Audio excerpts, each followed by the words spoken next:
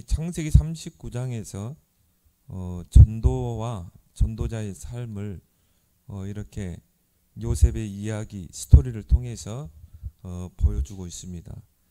그래서 오늘 이 요셉의 전도를 보면 전혀 자기를 나타내지 않습니다. 그리고 전혀 무리수를 두지 않습니다. 오늘 여기 보면 요셉이 보디발을 앉혀놓고 여호와를 설명하는 내용이 나오지 않습니다. 그저 하나님이 함께 하시는 그 축복을 누리고 있으니까 이게 다른 사람에게 보여지는 것입니다. 보디발의 눈에 보여지는 것이죠. 그걸 보고 증거라고 합니다. 여러분이 있는 현장에서 구원의 은혜를 누리고 있으면 반드시 하나님이 함께 하시는 증거가 나타나게 돼 있어요. 그래서 여러분 알고 있는 사람들이 여러분 볼 때, 야, 저 사람을 보니까 정말 하나님이 살아계시는구나. 하나님이 함께 하셔서 정말 하나님이 저 사람 때문에 우리 직장을 이렇게 축복하시는구나. 이 증거가 보여지는 거죠. 그러면 이제 우리는 어떻게 해요? 이 사람이 진짜 어려운 문제가 오면 찾아오게 돼 있습니다. 자기의 고민을 이야기하고 상담하게 돼 있어요. 그때 우리는 증인으로 서는 것입니다. 그래서 여기 보면 이 보디발이 그걸 봤잖아요. 그래서 총리로 세우잖아요. 가정 총무로. 여기 보니까 요셉을 위하여 그 애굽 사람의 집에 복을 내리신지라. 하나님은 전도자 중심으로 모든 걸 움직이잖아요. 그래서 여러분은 전도를 이해하고 전도자의 삶을 이해한 전도 제자가 되길 바랍니다. 그래서 전도자의 삶의 시작과 진행과 마무리가 있습니다.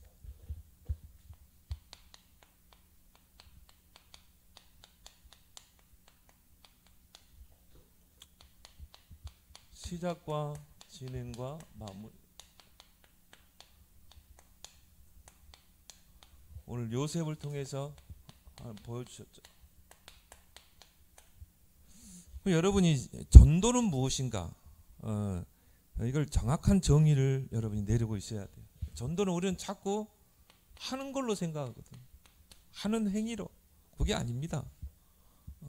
전도는 하나님이 나와 함께 하심을 누리는 것입니다. 구원의 은혜를 누리는 것입니다. 어디에서? 내가 있는 현장에서. 거기에서 하나님이 함께 하시는 이 축복을 말씀으로, 기도로, 전도로 누리는 것입니다.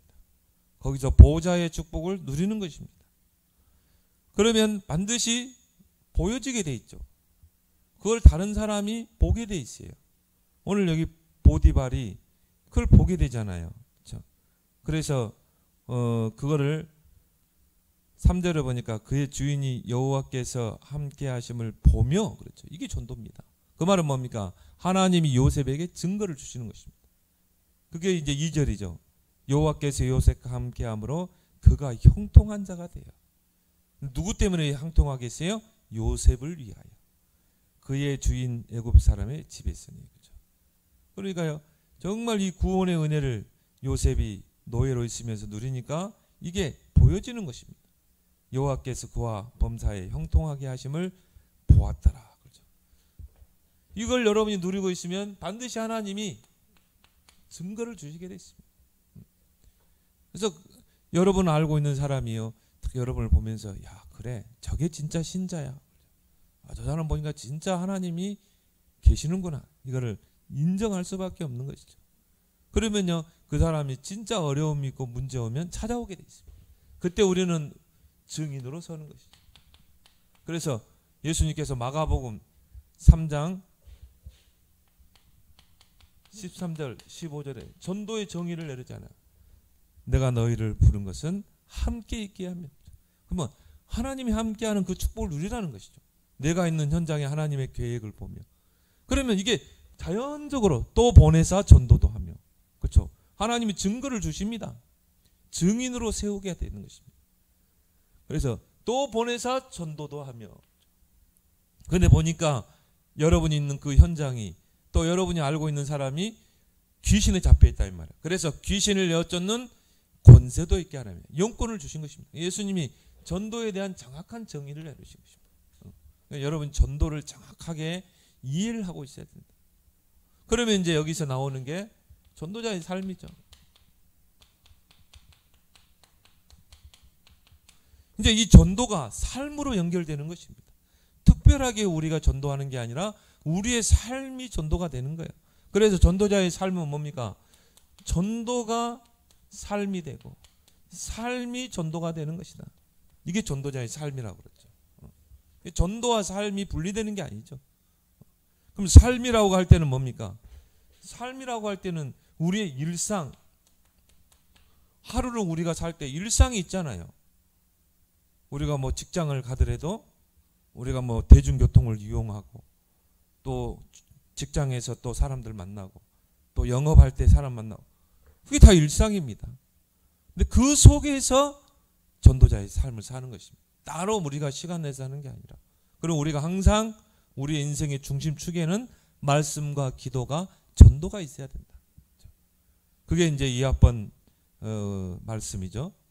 우리의 인생의 중심축에 삶의 중심축이 사모늘이 돼야 된다. 이게 안 되면 전도자의 삶을 살 수가 없어요. 그래서 여러분은 항상 하루를 살 때 오늘의 말씀, 오늘의 기도, 오늘의 전도 스케줄을 항상 짜가지고 하루를 다녀보세요. 여러분 따로 쓸 필요 없이 여러분 스마트폰만 잘 활용해도요. 저 같은 경우는 중요한 거를 이 메모할 때는 제 카톡에 딱 해가지고요. 거기다 메모합니다. 등산을 이렇게 하다가 중요한 또 설교 내용이 나오면 그 자리에서 딱 내 카톡방에다가 딱 기록해요. 자료가 영원히 남잖아요. 그림 파일은 없어져도 내 이 글자는 절대 없어지지 않잖아요. 그러니까 여러분이 이런 스마트폰을 활용해서 나는 오늘 말씀 어떤 말씀을 잡는가. 그래서 여러분이 오늘의 말씀을 붙잡고 그 말씀이 내 인생의 안테나가 돼서 내비게이션이 돼서 오늘도 정말 예비된 응답을 받으려면 키워드를 잡으라는 것입니다. 그게 말씀을 잘 받는 방법이에요. 그러니까 여러분이 막 주일 강단하면서 다 잡으려면요. 우리 인생의 머리가 그렇게 좋은 편이 아니거든요. 그러니까 딱 키워드만 하나 딱 잡으라 이 말이에요. 그 키워드를 가지고 대상자도 결정하고 또 대상자 만났을 때 전달할 수 있는 내용도 준비되고 일상 스케줄 있죠. 이게 삶입니다. 이 삶이 전도로 연결되는 것입니다. 분리되지 않고. 또 모든 사람은 업을 가지고 있잖아요. 그래서 뭐 직업, 사업, 학생들은 학업, 주부도 하나의 업이에요. 그래서 가정 살림을 꾸리고 자녀들 또 학교 보내고 또 공부 도와주고 그게 다 업입니다. 그럼 예를 들어서 내가 뭐 학원 선생님을 오늘 상담하러 갔다. 그럼 이게 나의 업이요 일상의 스케줄 아닙니까? 그럼 전도 계획을 세우는 것입니다. 오늘 이 선생님에게 내가 어떤 말씀을 전달할 것인가. 그러면 내가 그 스케줄을 가지고 오늘 내가 2시에 만나겠다. 기도하는 것이 오늘의 기도. 그럼 오늘의 기도 스케줄 속에 들어가는 거죠. 그럼 오늘의 전도. 내가 오늘 2시에 우리 학원 원장님을 만나기로 했는데 상담하기로 했는데 내가 어떤 전도를 할 것인가. 거기 따라서 우리가 전도 자료도 준비하는 거죠. 전도 자료. 우리 뭐 책자 같은 거. 여러분이 자료실에 가서 책자에 소책자 많이 나옵니다. 비싸지 않습니다. 그거를 좀 많이 사놓으세요. 그럴 때 비치해가지고요. 그런 것들을 딱 전달하기도 하고. 하나님 축복하지 않겠습니까? 그렇죠? 여기에 우선순위인데. 그러니까 하나님이 요셉을요. 누구 때문에 축복했어요? 요셉을 위하여. 요셉이 전도를 이해하고 전도자의 삶을 이해하고 전도자의 삶을 산 것입니다. 그러니까 뭐 요셉을요. 하나님 요셉을 위하여 그 애굽 사람의 집에 복을 내렸습니다. 하나님이 뭐 축복할 수밖에 없는 것이죠. 그래서 이제 이걸 가지고 여러분이 전도자의 삶의 시작을 하는 것입니다. 그래서 전도자의 삶의 시작.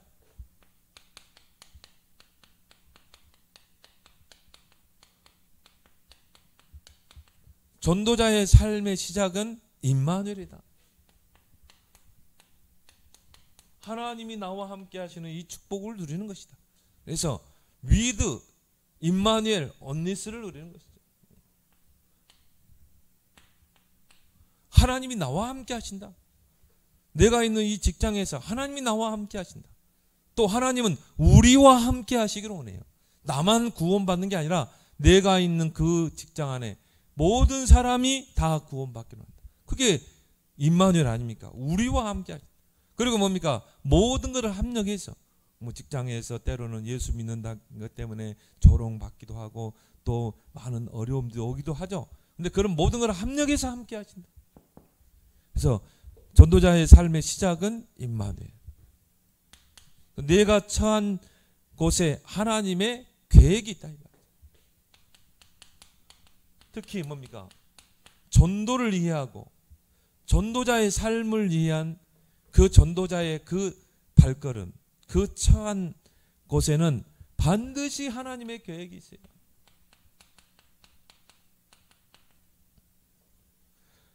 그래서 우리는 뭡니까? 하나님의 절대 계획은 영혼 구원이잖아요.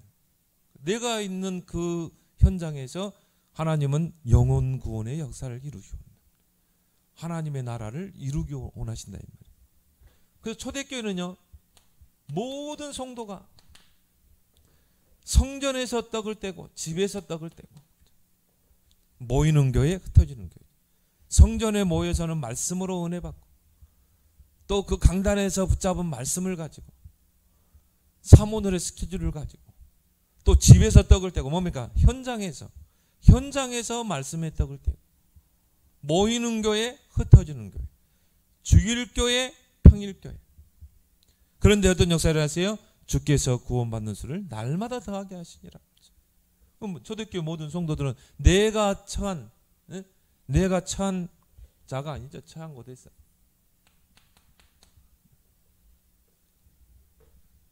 거기에서 하나님의 계획을 가지고 말씀 운동을 핀 것입니다. 사도행전을 보면 중직자 중에 한 명 누굽니까? 아나니아라는 그 중직자죠. 그래서 정말 그 다메섹이라는 그 지역을 담당하는 중직자 아나니아. 그래서 그 지역을 향한 하나님의 계획을 가지고 정말 기도하면서 거기에서 지역을 분석하고 그 지역에 하나님의 나라가 임하도록 기도하고 있는데요.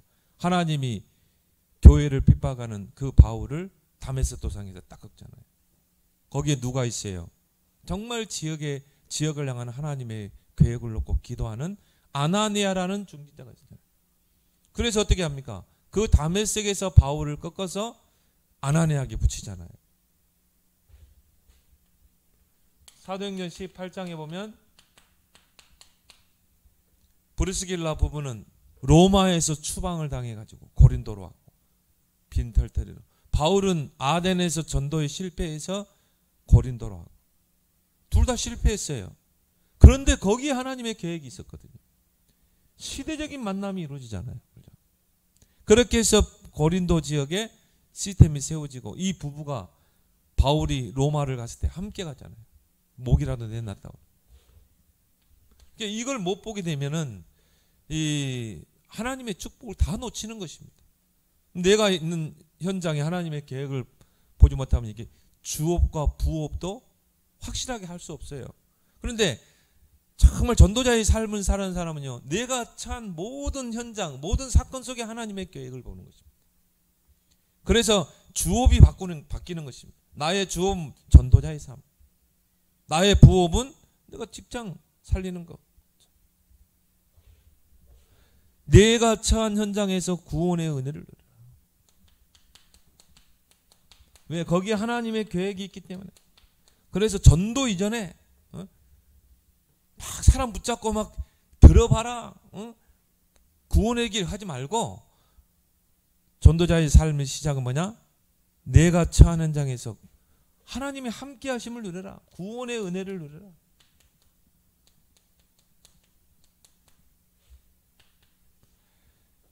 뭐를 가지고? 말씀, 기도, 전도를 가지고. 그래서 오늘의 말씀, 그래서 오늘의 말씀이 뭔가? 그걸 계속 되뇌기는 겁니다. 계속 생각하는 것입니다. 그래서 키워드를 잡으라는 거예요. 그러면요, 그 직장 안에서 무슨 사건이 일어나기도 하고 또 누구를 만나기도 하고 그런 가운데 이 말씀이 성취되는 거예요.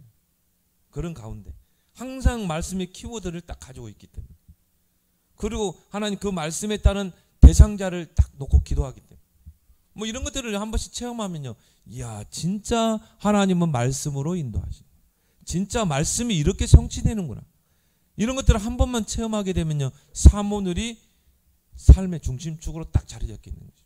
그러면 이 사람은요, 주일 예배 드는 태도가 달라져요. 기도 수첩하는 태도가 달라져요. 그 키워드, 오늘 말씀을 잡기 위해서 몸부림칩니다. 왜? 그것이 성취되는 것을 봤거든요. 그러면 오늘의 기도, 내가 처한 전쟁에서 오늘의 기도를 가지고 구원의 은혜를 누려라. 나는 내가 처한 전쟁에서 정말 어떤 기도를 할 것인가? 나는 어떤 제목을 가지고 기도할 것인가? 이런 스케줄을 여러분 딱 짜가지고 누리는 것입니다. 오늘의 전도. 근데 여러분이 오늘의 말씀이 분명하면 오늘의 전도가 나오게 돼 있어요. 예를 들어서 내가 오늘 기도점 메시지를 참 묵상하는데요, 우리 직장의 부장님이 이 메시지를 꼭 들어야 되겠구나. 이 말씀은 우리 부장님이 들어야 돼. 그러면 어떻게 돼요? 부장님을 놓고 기도하게 되겠죠. 그럼 내가 우리 부장님에게 전달할 말씀, 내가 꼭 만나면 이 말씀을 전달해야 되겠다. 그리고 뭡니까? 전도 자료를 준비하죠.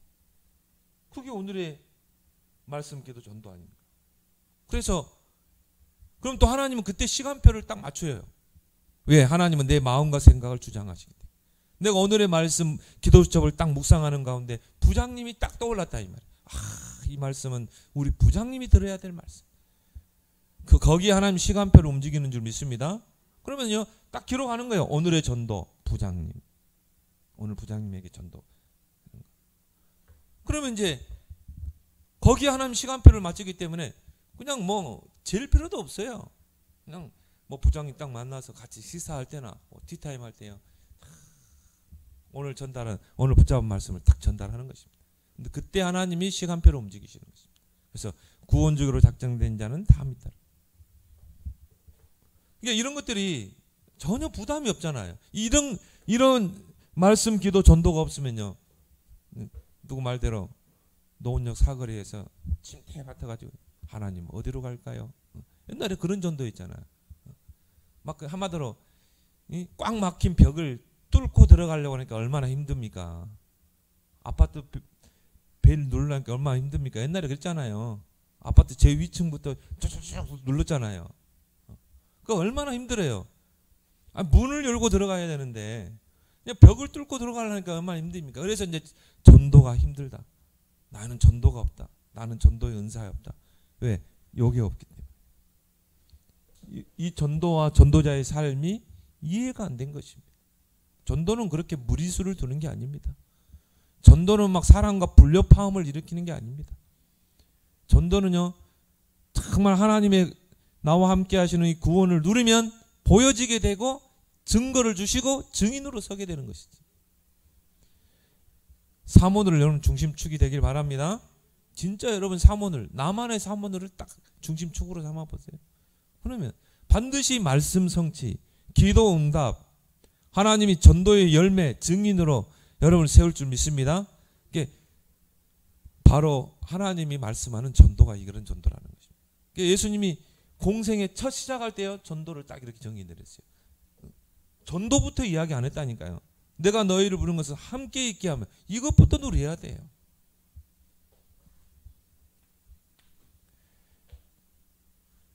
전도자의 삶의 시작은 뭡니까? 내가 있는 현장에서 보좌의 축복을 누려라. 이 보좌의 축복을 배경으로 누려라. 왜요? 전도는 내 힘으로 되는 게 아니기 때문에. 전도는 뭡니까? 하나님의 일이잖아요. 그러면 정말 우리가 보좌의 축복을 누릴 때 하나님이 주의 천사를 동원하시잖아요. 시공간을 초월해서. 그래서 이게 우리의 배경이다. 이걸 배경으로 누려라. 그래서요, 내가 있는 현장에서 성삼위 하나님의 그 축복을 누리는 것입니다. 그러면 어떻게 됩니까? 반드시 하나님이 시공간을 초월해서 역사하게 되어 있는 것입니다. 237 나라 살릴 빛이 임하는 거예요. 이게 전도자의 삶의 시작인 것입니다. 그러면 뭡니까? 두 번째, 전도자의 삶의 진행.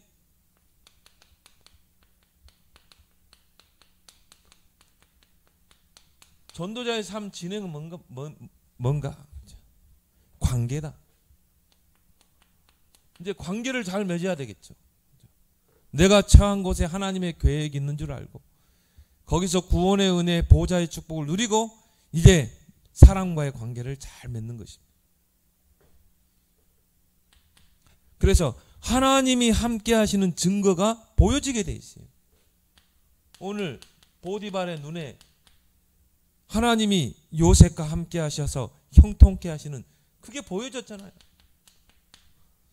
그러니까 여러분이 있는 현장에 하나님의 계획을 탁 놓고 기도하면서요, 이걸 누리게 되면 다 이렇게 다른 사람이 보게 돼 있는 것입니다.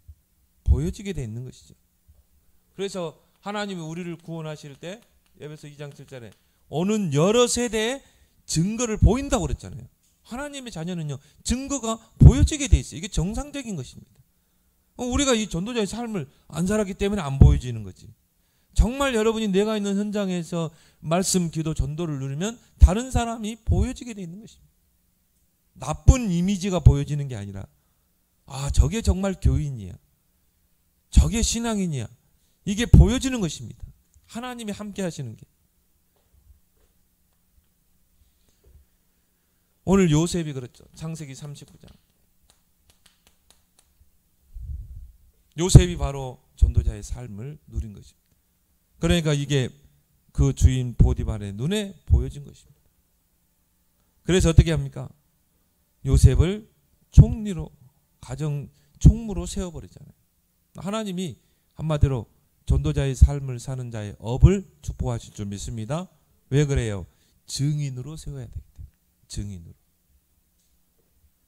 그래서 예수님도 오직 성령이 너에게 임하면 땅까지 증인이 되리라 그러죠. 하나님 증인으로 세워야 되잖아요. 그러니까 여러분이요, 저 사람은 복음은 잘 알고 있는데 왜 삶이 어려울까? 이렇게 인식되면 안 된다 이 말. 여러분 기도하세요. 하나님, 전도자인 나에게 증거를 주십시오. 정말 하나님이 함께 하시는 형통한 증거를 주십시오. 그래서 성경에도 그런 기도하라고 그랬잖아요. 하나님, 내가 너무 가난해서 불신자들이 나를 볼 때 저게 정말 신앙생활 하는 것인가? 하나님의 영광이 가리지 않도록 하나님 내게 경제를 주십시오. 기도해야 됩니다. 하나님 내게 증거를 주십시오. 이걸 누가 봤어요? 그 바로 왕이 보죠. 창세기 41장 38절. 이와 같이 하나님의 영에 감동된 자를 어떻게 해야 될지. 불신자 왕이 요셉을요 인정하잖아요. 하나님의 영에 감동된 자라고 표현했다니까요. 그러면 그게 증거로 보였다는 말이죠. 근데 요셉이 꿈을 해석할 때 누구를 증거했습니까? 여호와를 증거했잖아요.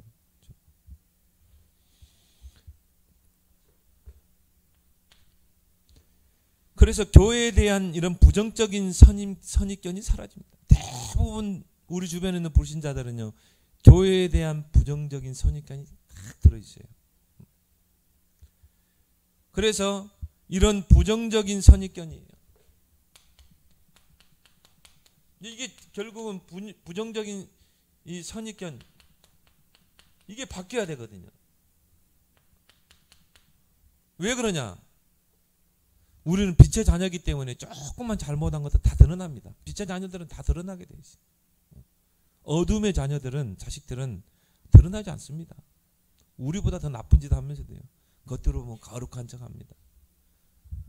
어둠의 자식들은 안 드러난다니까. 어둠 속에 있기 때문에. 근데 빛의 자녀는요, 다 드러나요. 불신자 앞에 다 드러납니다. 그래서 빛의 자녀들은요, 항상 말이나 행실이나 모든 게 주의해야 돼요. 그래서 너희는 세상의 빛이요 소금이요, 그렇게 말씀하시면서 예수님 뭐라고 하세요? 너희의 착한 행실을 보고 여러분이 의도적으로라도 착한 행실을 해야 돼요. 하늘에 계신 아버지께 영광을 돌리게 하라. 하나님을 인정할 수밖에 없도록 하라 이 말이죠.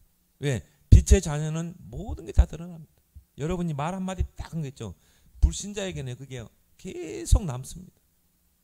그래서 여러분들은 의도적으로라도 그렇죠? 이런 부정적인 선입견들이 이제 바뀌게 되죠. 점점 관심을 갖게 되죠. 이게 전도자의 삶의 진행입니다. 그래서 여러분이 9가지 포인트를 가지고 9가지 포인트를 가지고 모든 사람과 좋은 관계를 지속하라. 우리가 다 줬잖아요. 그래서 뭡니까? 우리는 위, 아래, 옆. 내가 직장에 있다. 위에 사람, 상사에게 나는 어떤 자세로 대할 것인가. 밑에 사람에게 나는 어떤 자세를 가진가. 이게 어떻게 보면 지도력이거든요. 그리고 내 옆에 사람은 어떻게 할 것인가. 그래서 위에 사람을 존경하고 다 요게 돼요. 우리는 존경하고 그리고 밑에 사람들은요 우리가 본을 보이고 내 옆에 어려움 당한 사람들 없는지 돌아보고 그리고 한 사람을 놓고 볼 때도 과거, 현재, 미래를 가지고 봐야 돼요. 또 막 직장 안에서 보면 문제 일으키는 사람들이 있거든요. 근데 그것만 보면 안 돼요. 이 사람이 그럴 수밖에 없는 과거가 있잖아요. 그러면 여러분 만나서 이 사람 미래가 결국은 밝아져야 되거든요. 과거, 현재, 미래를 보면서 여러분이 관계를 맺고 또 뭡니까? 높게, 넓게, 깊게 봐야 돼요. 9가지 포인트를 가지고 여러분 여기를 잘 적용해야 되겠죠. 좋은 관계를 맺는 것입니다. 그리고 동기를 버리고 복음의 원색으로 접근하라. 이게 다른 색깔이 들어가면 안 된다 이 말이에요. 이제 불신자들이요, 내 주변에 있는 사람들이요, 나를 지켜봅니다. 근데 여러분이 그 복음에다 다른 게 섞여버리면 안 되잖아요. 그래서 복음의 원색 3가지 하겠죠. 데살로니가전서 1장 3절. 믿음, 소망, 사랑. 믿음에는 반드시 역사가 일어나게 돼 있어요. 여러분이 하나님 나를 통해서 이 직장을 하나님 복음할 것이다. 나를 만나는 모든 사람들은 다 생명을 얻게 할 것이다. 그걸 가지고 여러분이 기도하면서 관계를 맺을 때 그 믿음에는 반드시 역사가 일어난다. 그럼 뭡니까? 소망이 있는 사람들은 인내하게 돼 있죠. 사랑의 수고도 할 수 있는 것입니다. 복음, 원색. 이 복음에다 다른 거를 섞으면 안 된다. 그리고 뭡니까? 상대를 잡고 있는 흑암에 강한 자를 결박해라. 좋은 관계를 맺으면서요. 좋은 관계를 맺다 보면 이 사람에 대한 게 나오잖아요. 아, 이 사람의 영적 문제의 배경. 이게 나오게 됩니다. 우리는 빛의 자녀이기 때문에 딱 보여지게 돼 있어요. 그럼 우리는 그걸 가지고 어떻게 해야 돼요? 흑암의 강한 자를 결박해라. 그래서 여러분에게 권세를 주신 것입니다. 흑암의 강한 자를 결박할 수 있는 권세를 주신 거예요. 마태복음 12장 29절에 강한 자를 결박하지 않고는 세간을 탈할 수 없다고 했죠. 그래서 여러분에게 뱀과 정갈을 밟을 권세를 주신 것입니다. 이게 여러분이요, 내 주변에 있는 사람 관계 맺으면 다 드러납니다. 이 사람 보니까 이제 이 우울증에 시달리구나. 그럼 보니까 이 가정 배경이 우상 배경, 귀신 섬기는 배경. 이 한 사람 영혼을 구원하기 위해서 어떻게 해요? 결박하는 것입니다. 그래서 예수님이 전도를 이야기할 때 마지막에 뭡니까? 귀신을 내어 쫓는 권세도 가지게. 관계 맺다 보면 드러나거든요. 이 강한 자가 결박되지 않고 어떻게 전도가 됩니까? 강한 자를 먼저 딱 결박해놓고 그리고 이제 시간표를 기다리는 거죠.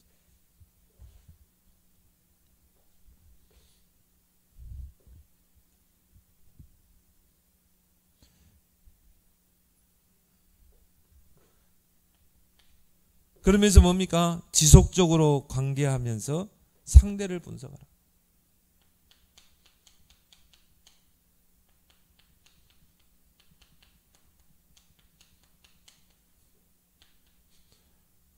좋은 관계를 맺으면서 이 사람을 쫙 분석해 갑니다.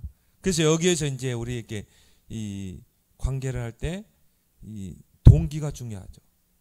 이 상대가 거부감이 없이 순수하게 딱 접근할 수 있도록. 그래서 예수님께서 마태복음 10장 16절에 뱀같이 지혜롭고 비둘같이 순결하게. 순결하게 가야 돼. 뭔가 여기 동기가 있어버리면 안 돼.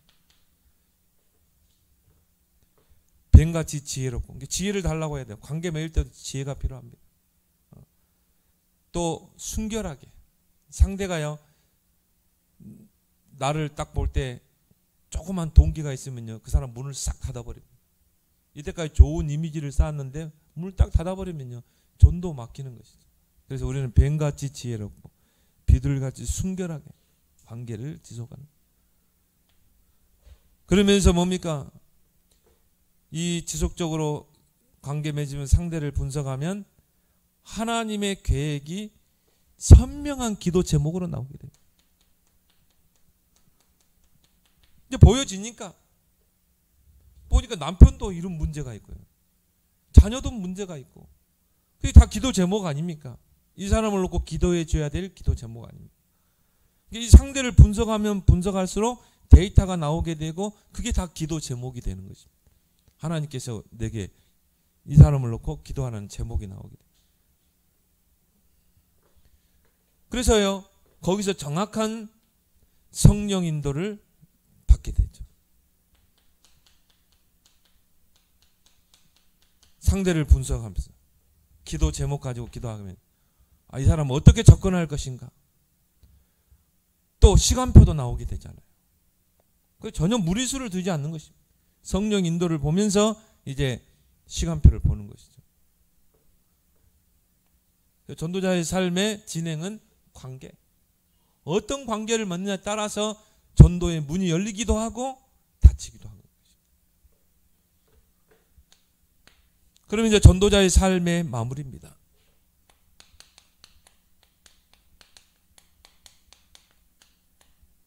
마무리를 잘해야 되겠죠. 전도자의 삶의 마무리는 증인으로 서는 것이다. 그렇죠. 땅까지 증인이 되리라고 그랬죠. 그래서 하나님이 전도 대상자를 갈급하게 하십니다. 내가 처한 곳에 하나님의 계획을 가지고 거기서 하나님이 함께 하시는 구원의 은혜를 누리고 그리고 뭔가 분석하면서 관계를 다 맺고 그 대상자를 놓고 분석하고 기도하고 있으면요.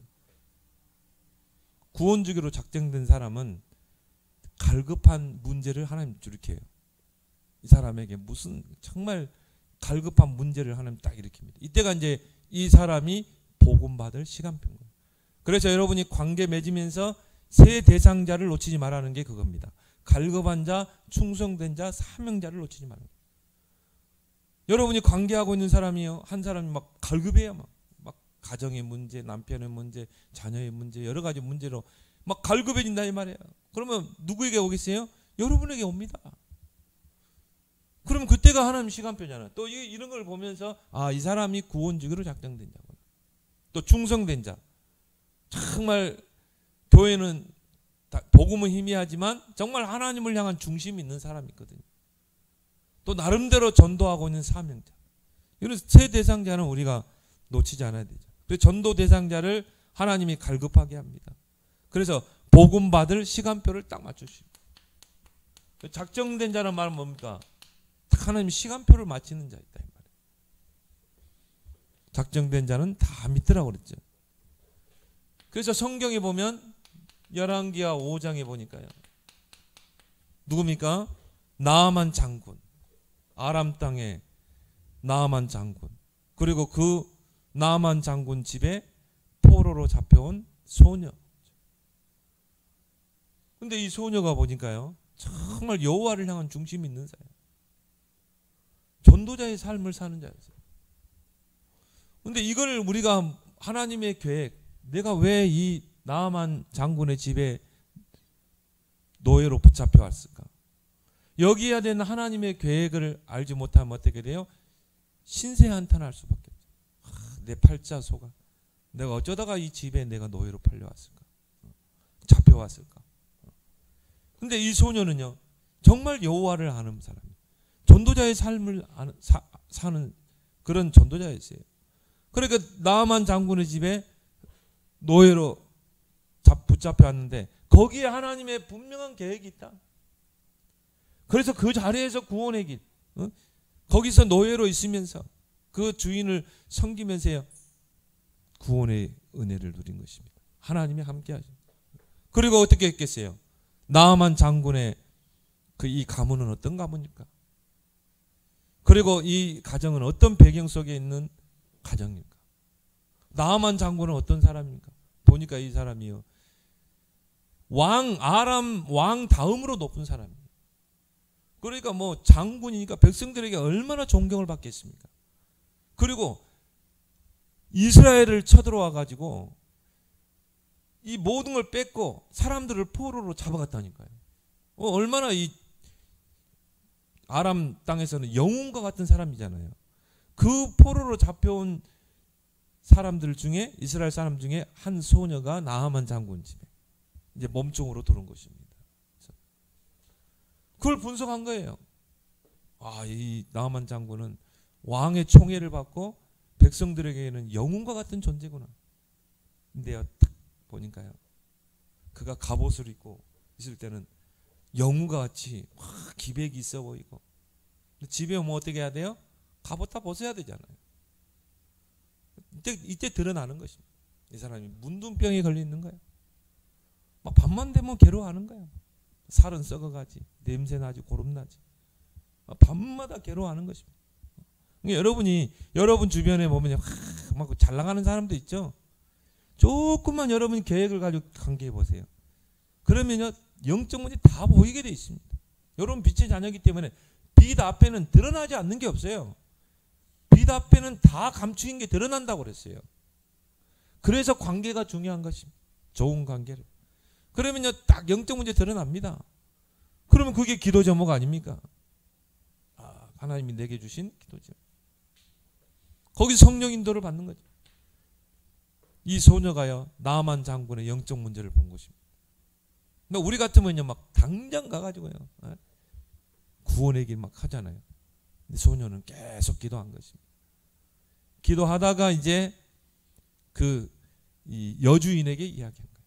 우리 이스라엘 땅에는 엘리사 선지자가 있는데, 우리 주인이 그 선지자를 만나면 틀림없이 나으려. 정확하게 진단했죠? 정확하게 답을 줬죠? 이게 전도인 줄 믿습니다. 여기에 무리수가 있습니까? 전혀 없어요. 불협화음이 없어요. 내가 볼 때는요, 이 소녀가 그 나아만 장군의 집에 많은 여종들이 있었겠지만, 노예들이 있었겠지만 아마 최고 성실했을 거예요. 막 일도 최고 잘하고, 막 이게 뭐니까요, 이 나아만 장군이 볼 때, 저 참 이 노예여서 그렇지 참 며느리감 삼으면 좋겠다, 이런 정도로 성실하게 열심히. 그래야 진짜 증인으로 서게 되잖아요. 그렇게 해서 답을 주잖아요. 이게 전도자의 삶. 반드시 내가 있는 현장에 대상자는 하나님이 갈급하게 하신다. 사도행전 16장 11절 15절을 보니까 이 루디아가 진짜 갈급한 사람이에요. 그래서 바울이 빌립보 성에서 강가에 기도하러 가다가 여인네들에게 그리스도의 복음을 전했는데, 이 여자가요, 얼마나 갈급했는지 나를 주 믿는 자로 알거든 내 집에 들어와 유하라. 아까 전했던 그 복음을 다시 전해주라. 여러분이요, 여러분 주변에 있는 이런 갈급한 사람만 딱 찾아내면요, 복음 딱 전하면요, 막 달라붙습니다.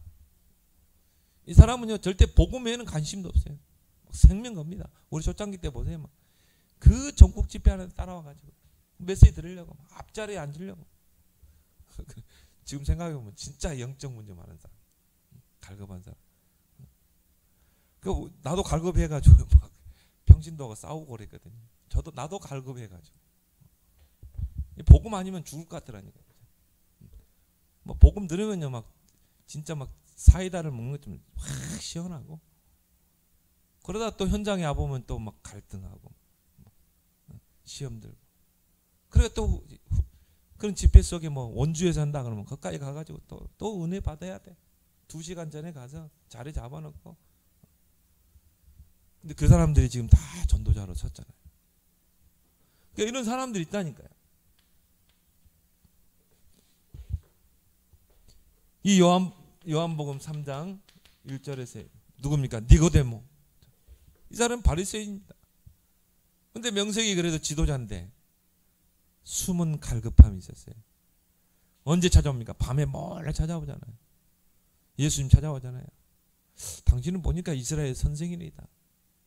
예수님이 단방에 말하는, 네가 거듭나지 않으면 천국에 갈 수 없다. 어떻게 거듭납니까? 모태에 다시 들어갔다 나와야 됩니까? 물과 성령으로 나지 않으면 천국을 볼 수 없다고 그랬죠. 그러니까 이런 사람들 보세요. 갈급한 사람들. 특히 엘리트, 니고데모는 엘리트 아닙니까? 그 엘리트들이 더 이 영적으로 갈급하다니까요. 이렇게 하나님이 시간표를 움직이신다. 내가 있는 현장에서. 그래서 자신의 고민을 털어놓을 때가 증인으로 선 시간표. 고민을 털어놓습니다. 내가 이 사람에게 고민을 털어놨다는 말은 뭡니까? 내가 이 사람에게 정말 내가 고민하고 있는 것을 이야기해도 될 만큼 관계가 형성된 것입니다. 그렇기 때문에 이 사람에게 고민을 털어놔요. 특히 학생들 같은 경우는요, 부모하고 상담하지 않습니다. 그럼 누가 구합니까? 진짜 내 마음을 알아주는 자. 그때 이제 증인으로 서는 거야.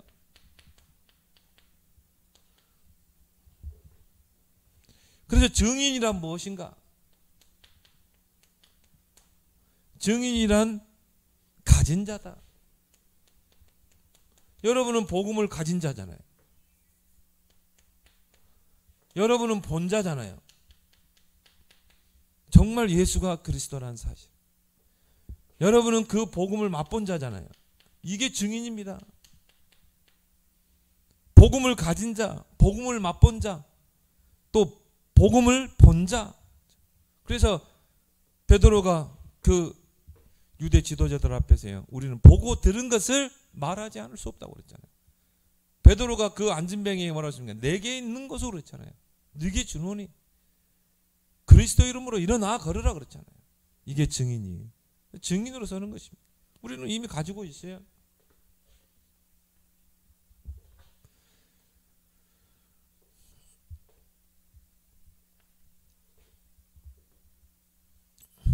그래서 우리는요, 정확한 진단, 우리는 정확한 진단을 할 수 있어요. 뭐로? 창세기 3장. 당신이 그 고민하고 있는 게 창세기 3장이다. 당신이 하나님 떠나서 오는 문제야. 원래 인간은 하나님과 함께 살도록 형상으로, 이때 이제 우리가 갈고 닦은 구원의 길이 증거되는 것입니다. 창세기 3장 세 가지로 어떤 사람도 다, 불신자를 어떤 사람도 다 진단할 수 있어요. 그리고 우리는 해답을 줄 수 있는 것입니다. 바로 그리스도, 삼직으로. 그래서 예수가 그리스도다.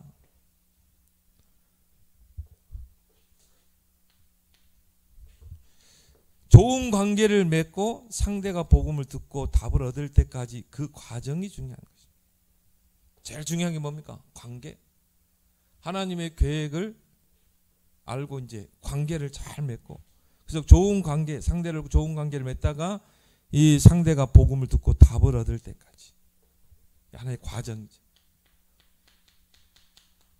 이 과정에서요, 결국은 문을 닫고 탁 닫아버리는 사람이고, 우리가 이거를 뱀같이 지혜롭고 비둘같이 순결하게 해야 될 이유가 있죠.